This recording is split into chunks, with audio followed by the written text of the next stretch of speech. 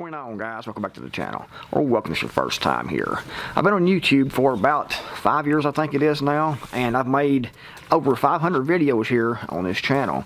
And during that time, I've had a lot of the same type comments and sometimes the exact same wording over and over again in reply to some of my videos. And I want to talk about, some of those here today. I've got them written down here on this list so I won't forget what I'm trying to say and keep them in order. But one I hear quite often is not in our lifetime.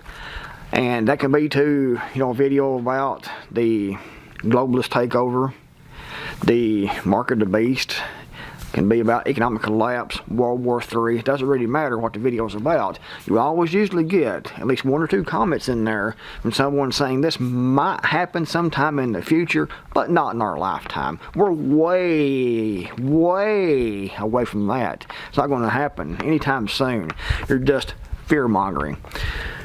Apparently, these people aren't paying attention at all that what I'm talking about with the economy, with World War III, with the global system they're putting in, it's happening right now. It's not fantasy. It's not something we're talking about 150 years in the future. They're putting it in right now.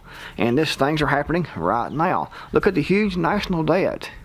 Look at the Middle East right now. Look at the globalist agenda, the Agenda 2030.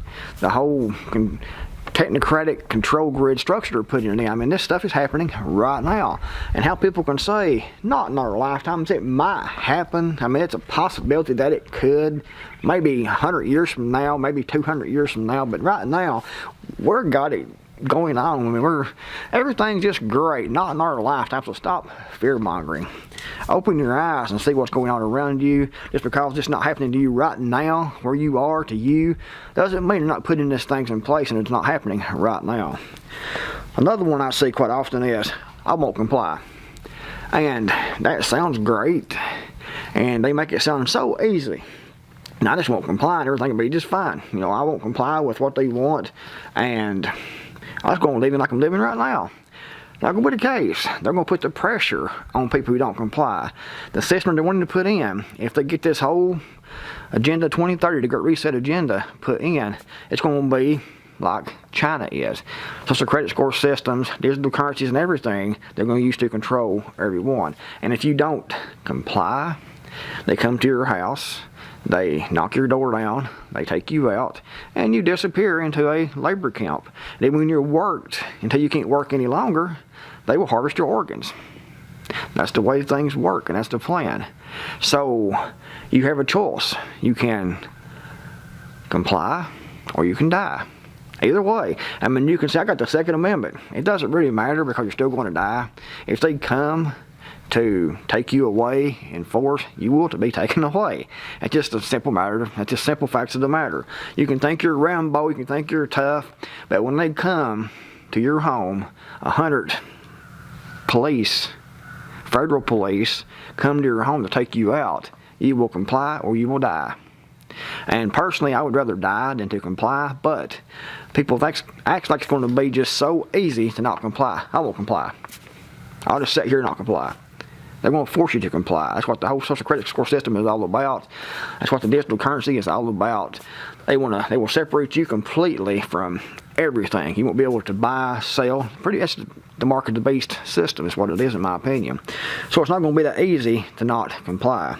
But people still act like in the comments, I just won't comply. Anyway, number 3. Nothing bad ever happens. I've heard that so many times. It is crazy. That's just complete idiocy in my opinion. People are living in a fantasy world apparently. Nothing bad ever happens. They never watch the news. I mean, it is full of bad things happening.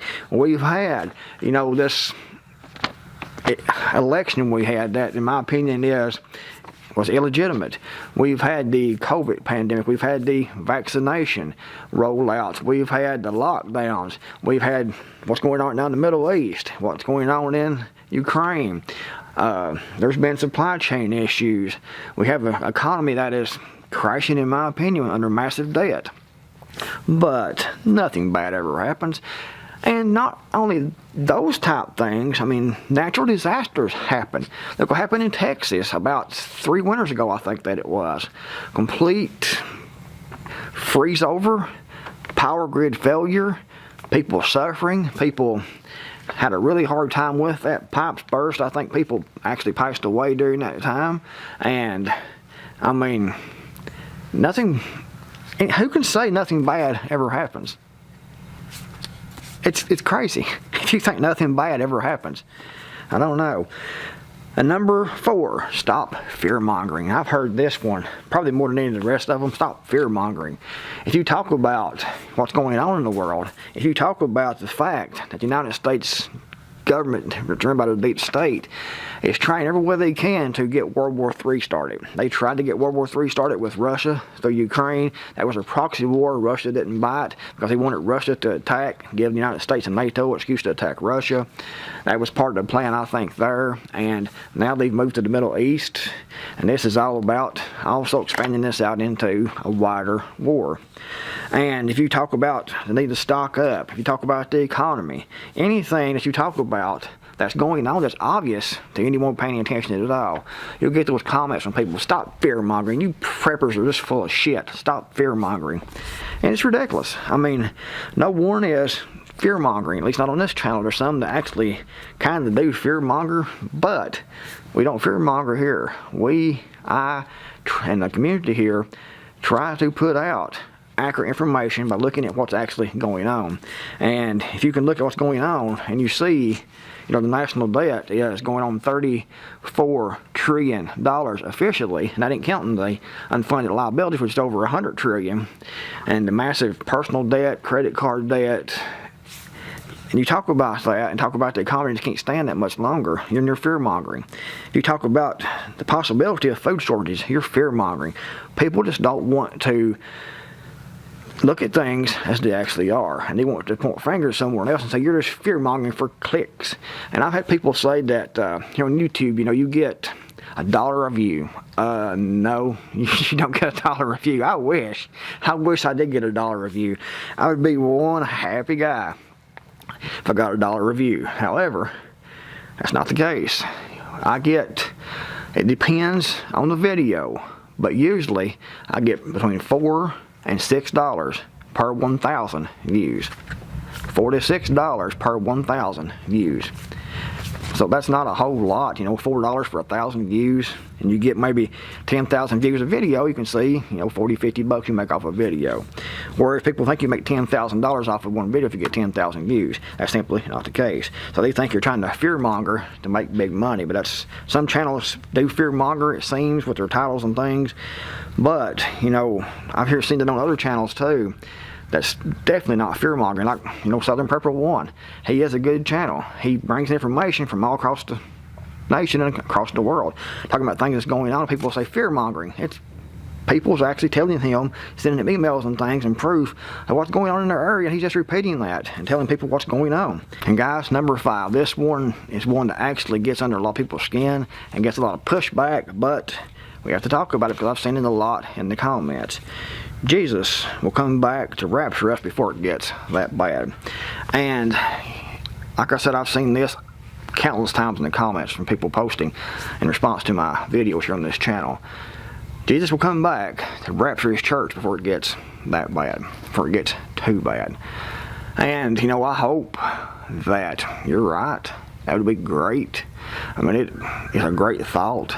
You're not going to suffer before it gets too bad. Unfortunately, when I read the Bible, and I've studied the Bible quite a bit, and I've talked to people who know a lot more than I do about this topic, and from what I can find, a pre-tribulation rapture isn't biblical. It's not in the Bible. And I looked at history about this, and it was actually a doctrine put forth by a guy named Darby. Before that, no one thought about, knew about, or wrote about a pre-tribulation rapture. And he comes along with this doctrine, and he starts teaching this doctrine, and people like the sound of it because they don't want to suffer, so they just latch on to that, and now it's pretty much the mainstay in a lot of the churches. However, it's not really, from what I can find, biblical. And if you look at history, when you look at all the actual famines, the actual pandemics that's happened before, when we've had millions of people perish because of a virus. We've had major wars, just recently, really in the last 100 years. Look at World War II, World War I, World War II was awful. And we didn't get touched here in the United States, but a lot of countries was level, a lot of death. And there was a lot of Christians, no doubt, good Christians during that time in these places that perished. If you even look, in the Bible, they talk about famine, and lots of Christians has died, been enslaved. Even Jesus Christ himself was crucified. John the Baptist was beheaded. A lot of disciples, was murdered by the establishment, crucified by the establishment. So, if you think that nothing bad's going to happen, you're going to be raptured up before anything really bad happens, look at history. That's not been the case. And like I said, I hope you're right, but I don't think that you are. Number 7. See, 1, 2, 3, 4, 5, 6, 7. Yeah, 7, 6, 6. Anyway.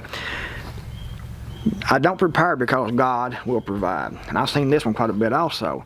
They say that God feeds the birds of the air, so why should I prepare? I don't have to do anything whatsoever. I can be a good Christian, put my faith in God, and God will provide. And they seem to think that, if they prepare, that they are showing a lack of faith in God. They have to not prepare or do anything at all, because to do otherwise shows they don't depend on God to provide for them.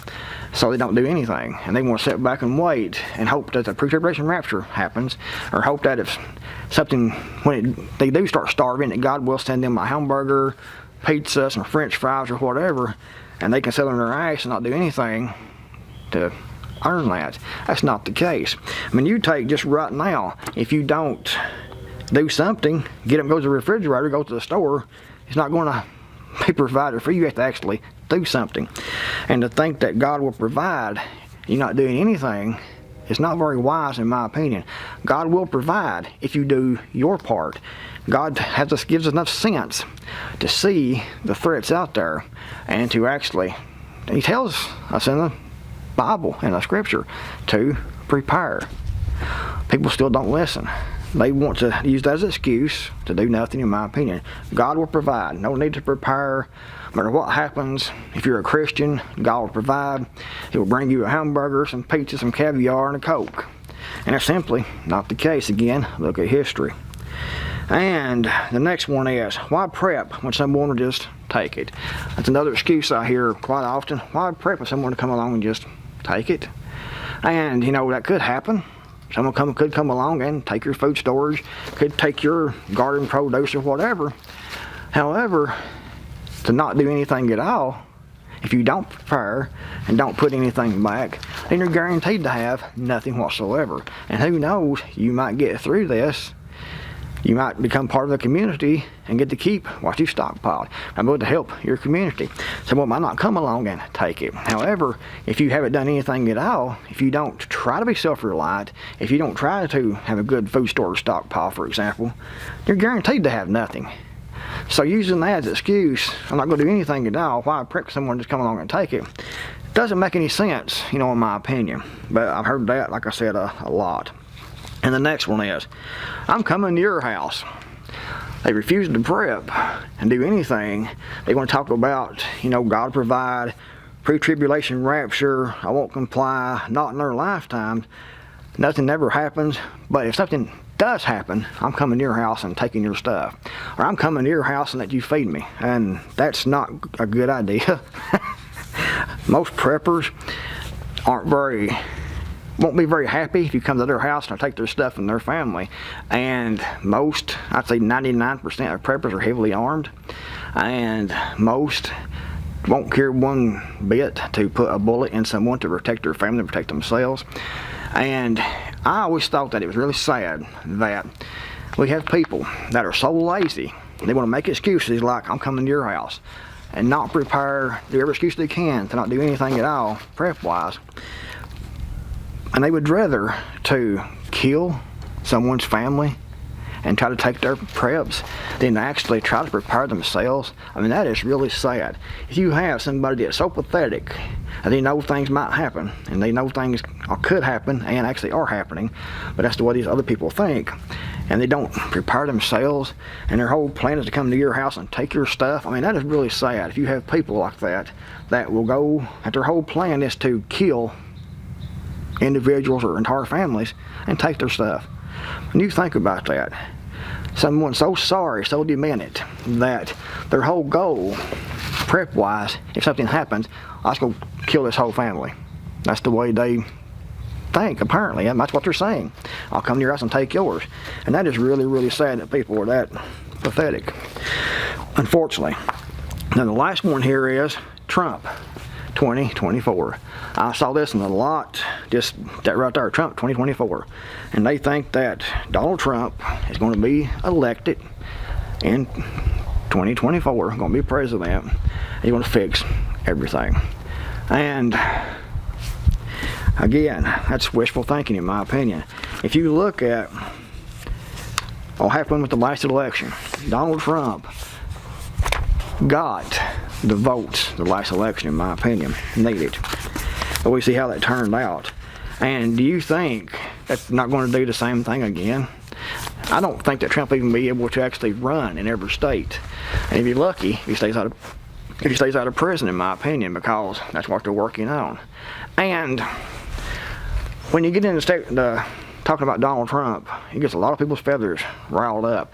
You tell them he's not going to win. He's not going to be president again. He might win, but he won't be president again. The only way he would be put back in there, in my opinion, again, is if they wanted him back in. And if they couldn't stop him by the court system, by the election system, he would end up like John F. Kennedy, in my opinion. And I think the reason that they got so pissed off, the establishment did, when Donald Trump actually got office the first time, that what really made them go crazy and hate Donald Trump so badly and his supporters so badly is that they had told Hillary Clinton she was chosen, she was picked, she was selected to be the next president. And the Bilderberg group, the elites, the deep state had already told her she was going to be the next president. It was her turn. And that's why she was so smug all the time during the debates and things. Because she knew she had it. She thought she had it.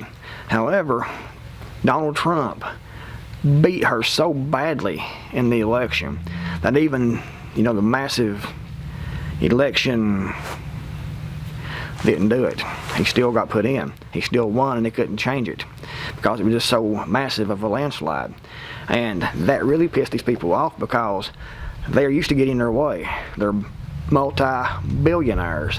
They run the world, and they didn't get their way this time and that time, and that's what really irritated them. So they went after Donald Trump with everything they had, the whole 4 years, going after him now, and they will not let him be president again, unfortunately.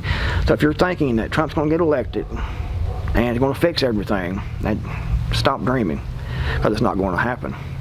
I mean, go vote if you want. It doesn't hurt anything, doesn't cost anything. I'm not saying that. Go vote several times if you want to, I don't care. However, in my opinion, he's not going to get in office ever again. And like I said, they couldn't stop him with the legal system and with voter manipulation, is what you saw on YouTube. Then I think he'd end up like John F. Kennedy. Because they will not let him back in there, and if he did get elected, then in my opinion it's because he wanted to be. He's part of the system, and they put him in there because he wanted to be in there. I don't think he is completely. He's not controlled completely by the system, by the controllers. So I don't think he'd be put back in there. But if he was, it'd be because they wanted him to be. Anyway, I know this video will make some of you people mad, but I see a lot of these comments on my channel, and I decided to go ahead and address those here today. Anyway, if you liked the video, give it a thumbs up. I'd appreciate it. Thanks for watching. And the Creekmore Matter, and I'll see you all in the next video, hopefully.